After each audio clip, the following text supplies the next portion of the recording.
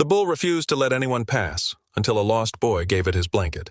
Eliam stood frozen in the middle of the road, a gust of wind tugging at the corners of his blanket as he stared into the eyes of the beast before him. Towering, black as midnight, the bull glared back with an unblinking stare, its one scarred eye gleaming like a cracked coin in the dying light. Bramblehorn. Even before Eliam had seen him, he had heard stories of shattered fences, upturned wagons, and grown men limping home with broken ribs. But now, none of that mattered. The beast was real, and it was only a few paces away. The road behind Eliam had long disappeared into the fog that clung to Fogmore Pass like a living thing. Somewhere far behind him, behind the bend and across the hills, his Uncle Roscoe was probably shouting his name, stumbling over stones and branches, calling out again and again into the deepening dusk. But Eliam didn't turn back. He couldn't. The bull hadn't moved, but the tension in its posture was clear, muscles taut beneath its thick hide, nostrils flaring with every breath, hooves shifting just slightly as though ready to launch forward in a second. Eliam's throat was dry. His legs shook. He didn't cry out, didn't run, though every part of him screamed to do so. He was only 10, just a boy. And yet, as the blanket slid lower off his shoulders and the cold bit harder into his skin, something inside him shifted, quietly, like a hand touching his back. Maybe it was fear turning to surrender. Or maybe it was something deeper, something older, buried in instinct. Slowly, carefully, Eliam stepped forward. The blanket sagged in his hands, dusty at the edges and frayed from years of use. It had once belonged to his father, though Eliam barely remembered the man.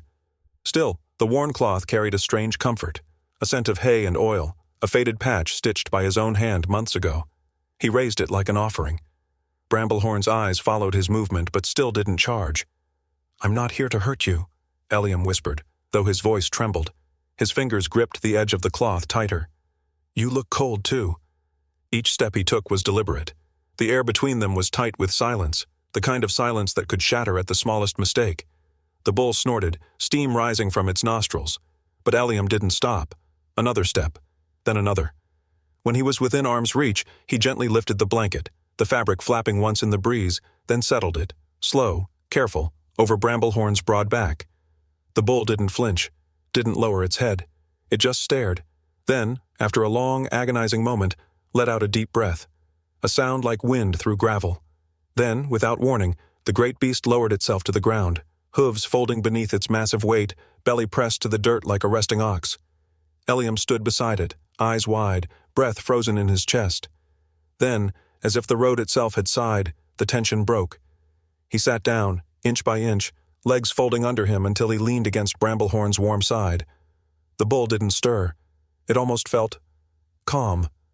Eliam wrapped what was left of the blanket around his own shoulders, his head resting just inches from the beast's ribcage, listening to the slow rhythm of its breathing. Exhaustion crept over him like mist.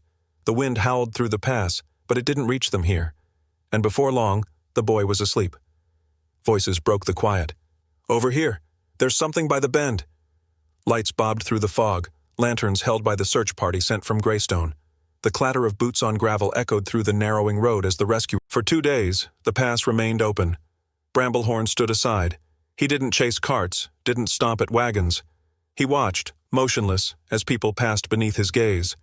Eliam was kept home by Roscoe, who had nearly collapsed with relief when he found his nephew safe. "You don't go near that bull again, you hear?" Roscoe had said, his voice sharp with worry. "You had the luck of angels once. Don't ask for more." Eliam nodded. But deep down, he knew it hadn't been luck. On the third morning, the calm shattered. The sun hadn't yet risen when shouting filled the lower trail. A merchant's horse had refused to move forward. The driver had jumped down to guide it by hand, only to come running back, blood on his arm, his eyes wild. "The bull's back," he gasped. "He's blocking the bend again. He charged my cart, split the wheel in two." Roscoe grunted and looked to the window where Eliam sat quiet. The boy stood up before his uncle could stop him. "I have to go," he said. "Something's wrong." "No, Eliam, don't be foolish. That animal could kill you." "He didn't before," the boy answered, already slipping on his coat. "He wasn't angry then, but something's changed." Against every protest, Eliam returned to the pass. This time, there was no peace in Bramblehorn's posture.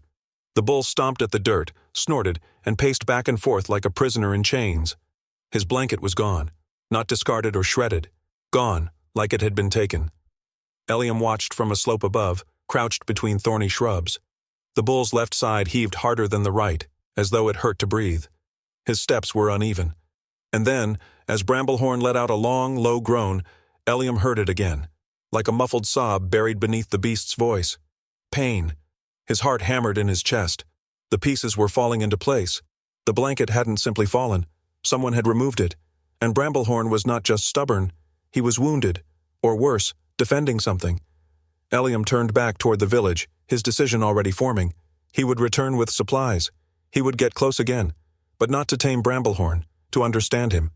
And this time, he wouldn't come unprepared.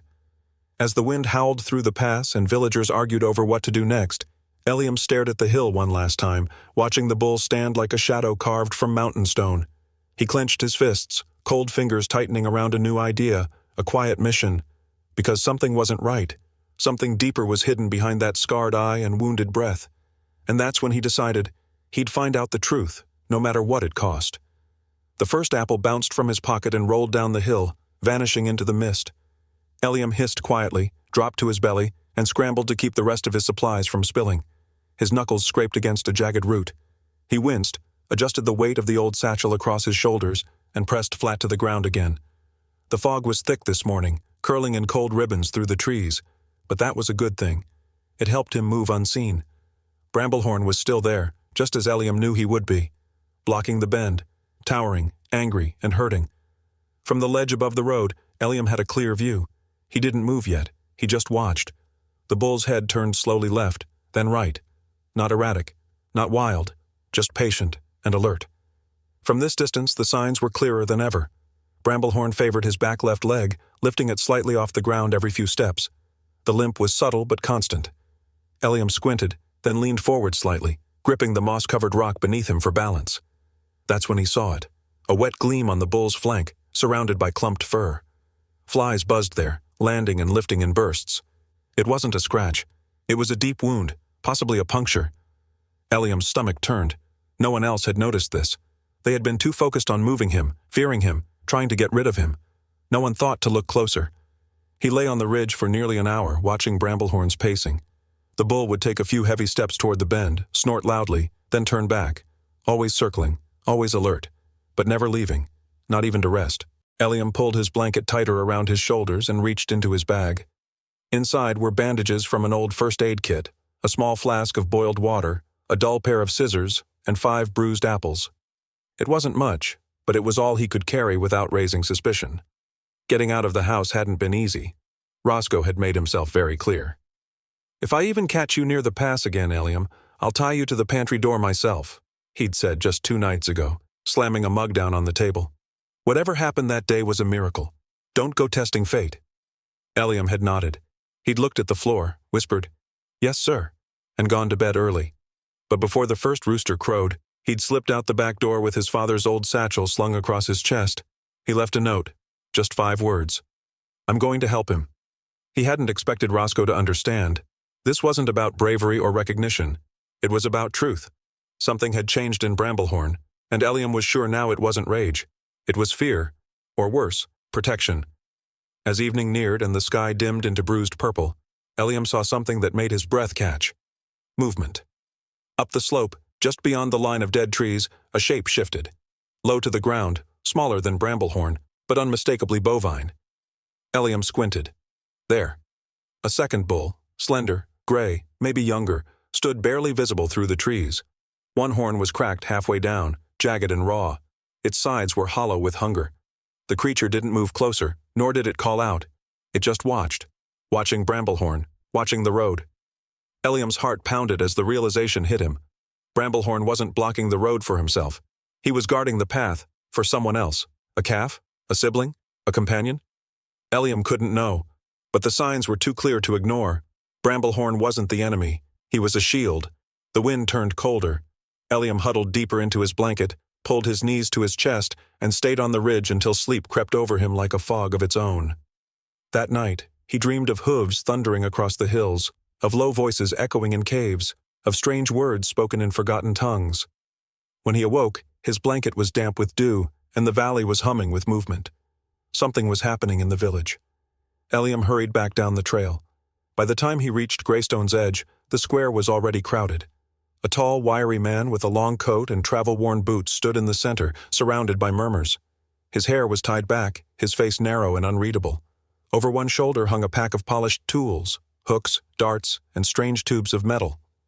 "Name's Oren," the man said, his voice calm and dry like sun-cracked stone. "I've dealt with livestock aggression in 3 provinces. That bull won't be a problem by sundown." The mayor, a heavy man with drooping eyelids, nodded eagerly. "We're grateful, truly. The pass has been closed too long. Trade's dried up and we're losing money by the day." Oren smiled thinly. "My team will arrive by midday. We'll take care of it swiftly." Eliam stayed back, hidden between 2 fence posts, watching. Something felt wrong. It wasn't just Oren's calmness, it was his certainty. He hadn't asked for a single detail, not about the terrain, the animal's condition, or its behavior. And then, as the villagers dispersed, Eliam saw Oren glance toward the hills, the exact ridge where the second bull had stood the night before. He knew. Eliam's gut twisted. He slipped into the woods and waited. Sure enough, just after dark, Oren left the mayor's house and walked into the trees alone, carrying a small device in one hand. Eliam followed silently, barefoot now, moving from tree to tree, careful not to snap any branches. He caught up just in time to hear Oren speak into the device. "Target confirmed," Oren muttered. "Both still in position. We move at first light." Both. Eliam's fingers gripped a branch so tightly it cracked in his palm. He turned and fled, branches slapping his face, heart hammering. It wasn't about safety. It wasn't about reopening the road. Oren was after them. He reached the pass before dawn. The fog was thicker than ever, curling around rocks like ghosts. Bramblehorn stood in his usual place, one hoof lifted, eyes alert. But this time, Eliam didn't hesitate. He stepped into the open and walked directly toward him. The bull let out a warning snort, but paused. Eliam held up the blanket, not as a gift this time, but as a sign. "They're coming," he said. His voice was steady now. "They're coming," he repeated, moving closer, laying the blanket across the bull's back just as he had that first night. Bramblehorn didn't move, didn't growl, just let out a slow breath, steam curling around Eliam's face. Then the massive head turned, not toward the road, toward the ridge. And without a sound, Bramblehorn began to walk, into the trees, into the mist. Eliam followed, heart racing, steps quick behind the beast's giant hooves, and for the first time, Eliam followed him into the mist. Hidden beyond the bend was a small glade, shielded by a cluster of fallen trees and dense thickets of thorny brush. Eliam stumbled through the undergrowth, breath ragged, his boots dragging through damp leaves.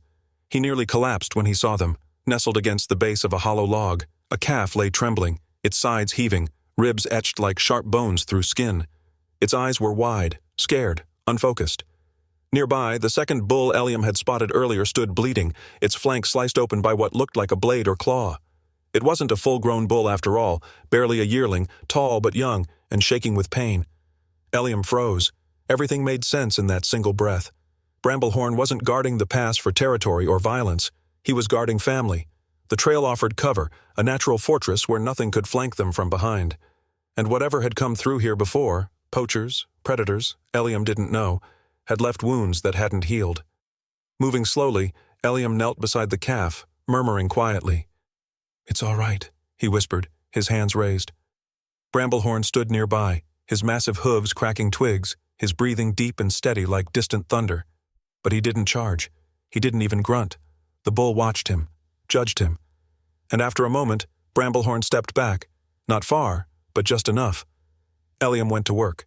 He pulled the small kit from his satchel, fingers shaking, and cleaned the calf's wounds with antiseptic. He tore his shirt into strips, wrapping them tightly around the gash on the yearling's side. Blood soaked through almost immediately, but the pressure helped. The calf whimpered, but didn't resist. He didn't notice the movement at first, but the glint of sunlight off metal caught his eye. Beyond the trees, slipping through shadows like wolves, came 4 men. Tactical gear, rifles, dart guns. Eliam's throat tightened. Oren. Eliam dropped flat behind the log. His mind raced. He couldn't run, not with the calf wounded and Bramblehorn guarding his kin. If they fired even once, it would be over. Then he remembered. The broken mirror. He reached into his bag and pulled it out, angling it toward the cliffs above the glade, flicking it left and right, trying to catch the rising light. He didn't know if anyone would see. Maybe a hiker. Maybe the ranger post. Maybe no one. But he had to try. A faint hiss tore through the air. A tranquilizer dart buried itself in the bark a foot above his head. The forest erupted. Brambles snapped as Bramblehorn bellowed, a sound so deep it vibrated through the ground. Birds exploded into the sky. The calf shrieked. The yearling kicked upright despite its pain. One of the men shouted, "Split and surround!" But Eliam didn't run. He grabbed a thick branch and waved it, shouting, "This way! Come on!" He sprinted uphill, weaving between trees, leading Bramblehorn toward the ridge trail he'd explored yesterday. Behind him, boots pounded, guns cocked. He heard one man stumble, another curse as branches whipped his face. Bramblehorn charged behind him, crashing through saplings with brute force. They reached the cave mouth, half hidden under a shelf of stone. Eliam ducked inside. The air was cool, the shadows thick. He slowed just long enough to twist the branch into a tripwire across the mouth. Behind it, he'd laid traps, old rope nooses anchored to rocks, dry leaves hiding a pit where the ground had rotted through. The first man followed without hesitation, and vanished with a scream as the pit gave way beneath him. Another stumbled into the noose, yelping as it jerked tight around his ankle and flipped him backward into a pile of ash Eliam had gathered the night before. Blinded and choking, he tumbled out of sight. "Fall back!" someone yelled. But it was too late. Bramblehorn surged through the trail like a storm. The last man screamed and dove sideways, crashing into a thorn bush. Then it was only Oren. He stepped into the cave with a grimace, holding his rifle low. "You've made a mess of things, kid," Oren growled, wiping sweat from his brow. "Now step aside." Eliam backed deeper into the cave, eyes darting to the slab of rotted wood he had left above a narrow crevice. "They're just animals," Oren said, taking a slow step forward. "They don't feel what you feel. They don't matter." Eliam said nothing. His breathing slowed. He took another step back. Oren lunged. The board gave with a crack. Oren's foot went through first, then the rest of him. The crevice swallowed him whole, a sickening crunch echoing as his leg bent the wrong way. Eliam stood at the edge, staring down. Oren groaned in pain, his face twisted with fury and disbelief. "Help me! You can't leave me here!" Eliam lowered the rope slowly, his eyes unreadable. But he said nothing. Oren grabbed the rope with shaking hands. Eliam held the other end for a moment, then let it go. He turned and walked out of the cave back toward the glade. Bramblehorn was waiting, chest rising with every breath, eyes still cautious but no longer enraged. The path out of Fogmore Pass was golden with morning light. The wind moved gently through the trees. And then, without sound or warning, Bramblehorn stepped aside. From both ends of the valley, travelers who had stopped days ago emerged from the forest, their mouths open in awe. Eliam stood at the center, dirt-covered, shirtless, blood on his hands, but unharmed. The way was clear. The bull had moved. He had done it. But the story wasn't over. 3 months later, the road through Fogmore pulsed with new life. Dust rose from the wheels of traders' wagons, messengers on horseback galloped through the bend, and curious travelers stopped to stare at the place that once held fear, and now held mystery. But on this cool, wind-swept evening, the boy who had changed everything stood alone at the ridge. Eliam's boots pressed into the damp grass as he stared down the trail that led into the dark woods. His eyes, sharper now than they had ever been, moved slowly, watching the tree line. There was no fear in him, only waiting. He heard the soft shift of wind, then the faintest crunch of leaves. A shape moved, not fast, not loud, but with weight and intention. Eliam held still, heart thumping with an odd mix of wonder and dread. Moonlight broke through the clouds like a silent witness, casting silver over the path below. Then it happened. A shape emerged from the shadows. Broad shoulders, low horns, a scar across one flank. Bramblehorn. The bull didn't charge, didn't stamp or huff. He stepped forward slowly, hooves sinking into the soft dirt. His body was thinner now, but there was still something ancient and immovable in him, like a story that refused to fade. Eliam couldn't move. He didn't want to. This wasn't fear. It was reverence. The beast stopped a few feet away, lowering his massive head. In his mouth, gently clutched, was something strange. Bramblehorn leaned forward, and with surprising care, released it at Eliam's feet. A bundle of cloth, weathered, torn, but unmistakable. A piece of the original blanket. The same one Eliam had offered months ago. The colors had faded. The threads had unraveled. But it was clean, preserved, as if kept safe through wind and rain. Eliam knelt slowly, fingers brushing over the fabric. His chest tightened. His eyes burned. He looked up to speak, to say something, anything. But the bull was already turning. One last glance, those dark eyes deep and unreadable. Then Bramblehorn vanished into the tree line. Not a sound left behind. No broken twigs, no snapping branches.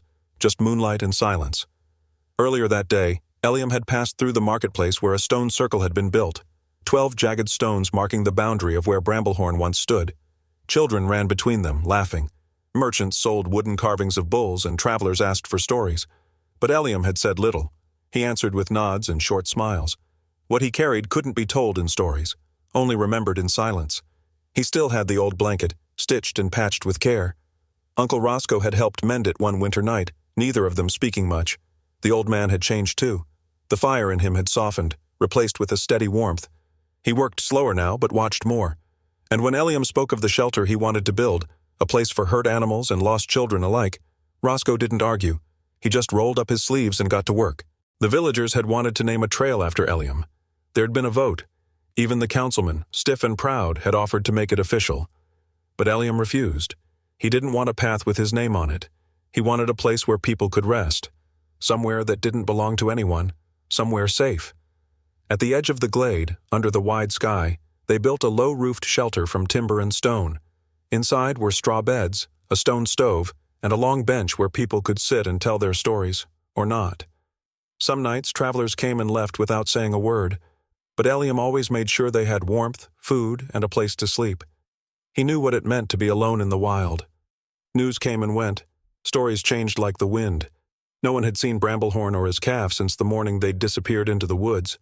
Some said they were taken to a hidden sanctuary by monks from the north. Others whispered they'd returned to Wernwood, the fabled ranch Oren had falsely claimed to serve. Eliam never confirmed or denied any of it. And Oren? One morning, a writer brought news from the city. The man had vanished during a prison transfer. Some believed he'd faked illness to escape from the hospital wagon. Others thought he'd been rescued by the same people who had first sent him to capture the bull. A few even said he never existed at all, that he'd been part of the land's curse. Eliam said nothing, but once, while sweeping the shelter floor, he paused, stared at the horizon, and smiled, just for a moment. That night, the moon hung full and clear above the ridge. Mist curled low across the grass. Eliam walked the same trail where he'd once faced down Bramblehorn alone, a boy with nothing but a blanket and a heart full of fear. Now he carried no fear, just the quiet. He stopped at the pass, eyes scanning the ridge. For a moment, there was nothing. Then, movement. A shape in the dark. Heavy, familiar. Bramblehorn. The bull stepped into the light, his body scarred but strong. He stared at Eliam with quiet recognition. No sound passed between them, just breath and time. Then, slowly, the bull dropped something at Eliam's feet. The boy knelt, picked it up, and when he looked up again, the bull was gone. And that's how the legend began. Not of a beast who blocked the road, but of a boy who listened when no one else would.